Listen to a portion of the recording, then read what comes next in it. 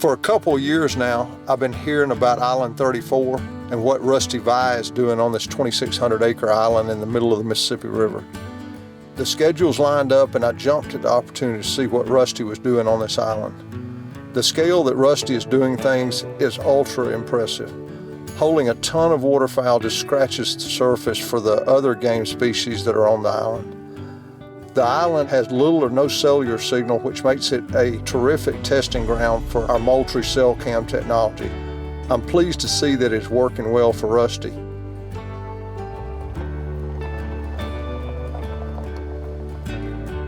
Mr. Dan. Ruste, how are you, sir? I'm great, buddy. How you been? I've been great. I'm better now that I'm here at Island 34. Well, thanks for coming out, man. We're hoping to show you some duck habitat. This is my youngest son, Sale. Sale, how are you? I'm good. How are you? You gonna be with us all day? Yes, sir. I like that. I want to hear everything you know about this place. Ruste, I've heard you're doing unbelievable stuff with ducks here, and I can't wait to see it. Well, let's go right around and take a look. Just got a rain shower, so we're gonna take a different vehicle today. I was gonna wonder, do you have problems getting stuck after the rain here? Road's kind of slick, but I don't have any problems getting stuck. You'll see why. I bet you got a vehicle. Yeah. We got a lot of gravel on the roads, but where we have to get off the field road, this doesn't run anything up. I've never seen this. It's huge. This is unbelievable. We're able to go back in some of the muddier spots and check on some duck habitat and whatnot. So with the paddle wheel tires, it's got to go in the water.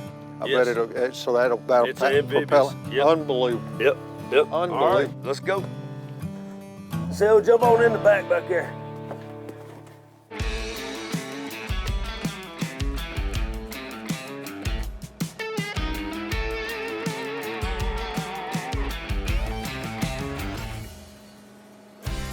This is one of our rice fields right here, 30 acres of rice. Have a little bit of residual corn still out there, but that's all right.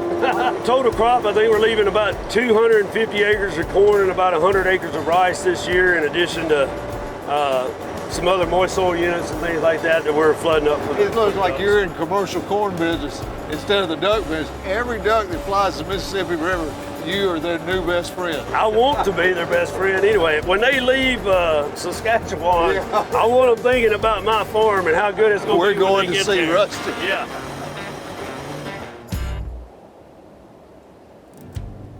Right here at this very engine we call the show. 4 o'clock, pull up a chair.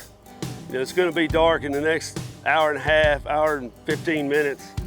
And you can watch, 30, 40, 50, 60,000 ducks come in. That's unbelievable.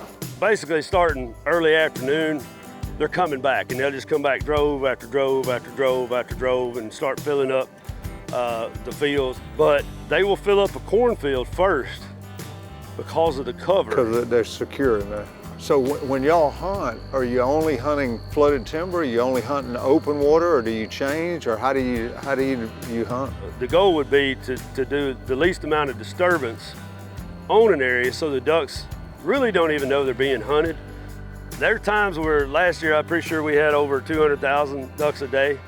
That's unbelievable. We'll flood 200 acres or 150 acres first. These fields get flooded first, and those other fields down there start getting flooded. So this is a sandy clay type soil, so you get great root penetration, but you also get great water penetration in that it can dry up pretty quick if you don't keep it irrigated. When you're running 24/7, how I ran for 60 days straight last year. How often do you have to fill a fuel tank? Every 3.5 to 4 days, depending on RPMs. You're the duck's best friend, but you're also the fuel man's best friend. Yeah, if they don't like me, something's wrong. I ought to be on a preferred client list at this point. That engine, every 24 hours drives to Canada and come back. That's So unbelievable. So how many hours will you put on your motors a year? We actually will run them more in the wintertime, flooding up for the ducks, than we do in the summer irrigating the crops. If you get enough rain, will it stay flooded without having to run it, or do you have to run it? No, you deal with that seep here all the time. Because this sandy soil's leaking all the time. That sandy soil's leaking all the time.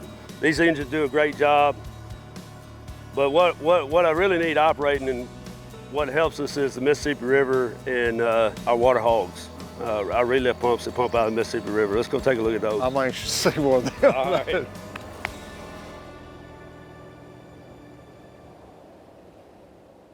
So Dan, there's the, this is the outlet to our water hog.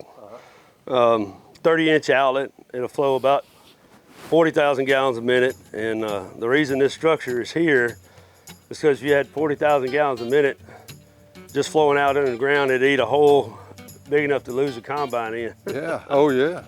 But these things take a 300 horsepower engine to run. We're pumping out of what we would call the old side chutes of the Mississippi River. So when it's dry and you start filling up, how long does it take to fill it up?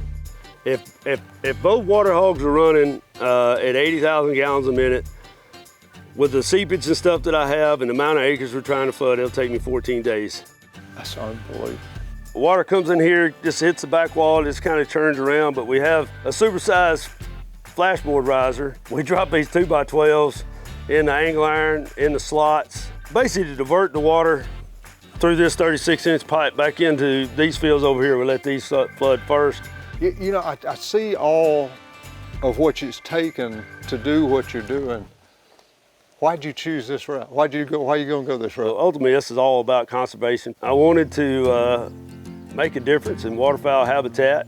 We have enough food here to feed 10 million ducks. The more we get to return healthy up north, the better population we have coming south next year. The admirable deal is you're putting a lot more into it than you're taking out of it. Yeah, we've been blessed to be able to do that. And I know not everybody can, but no, but that's great. Rusty, look, I've seen your duck stuff, and it's off the chart. I want to see the deer and turkey stuff too. I've been seeing a lot of turkeys, but I want to see your deer and turkey habitat too. All right, let's go take a look at it.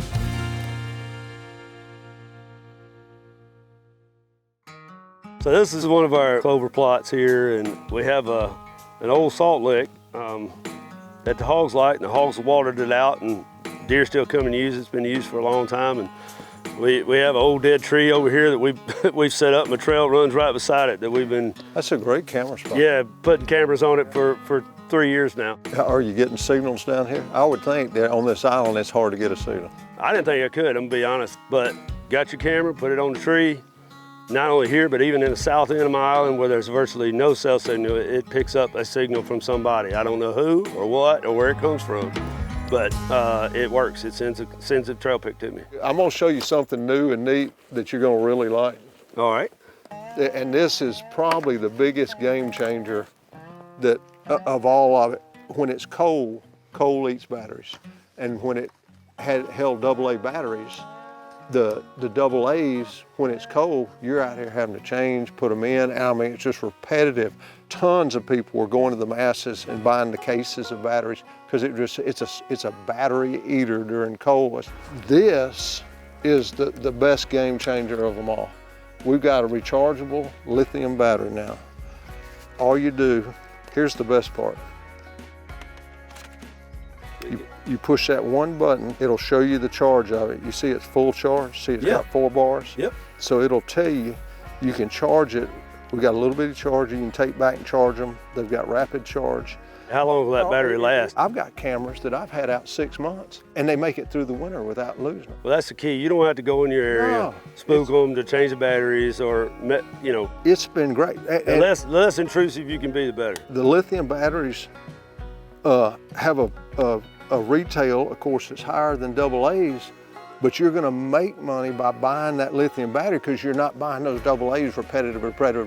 So I couldn't be in more agreement, yeah. It's actually cheaper. So that absolutely does great. Let's put it on the tree and show you.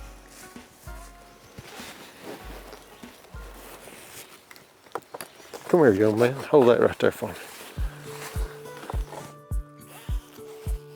Open that little box up right there. In the old days, you were having to check and set and do this. One switch. On and forget it. Let it do the rest. It's picking up the strongest signal for you. It's already connecting, and all you do is shut the door. That's it. And you got some new features too, right?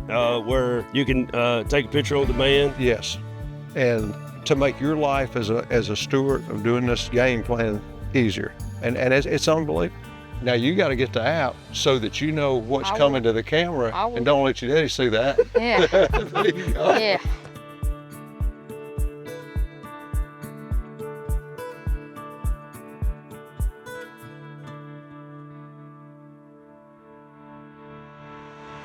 Hey, Dan, Yes. I'm gonna tell you, this camera stand is the bomb. It's the ticket. They made it heavy duty enough. That one's not gonna bend on you when you put it in. Holy that? cow, man. You like that? And you know what? It won't break. I've been looking at where the fox squirrels are eating on the strap. They're not gonna eat that. Rusty, I could knock somebody completely into next week with this. you gonna trade a cotton strap for a big nice I am. Okay. I am. I've worn them cotton straps out, but put it in the ground, tighten it down, open your camera, turn it on, you're good to go. Ready to rock. That storm's about ready to rock too. Dan, we gotta get out of here. Let's go to the house.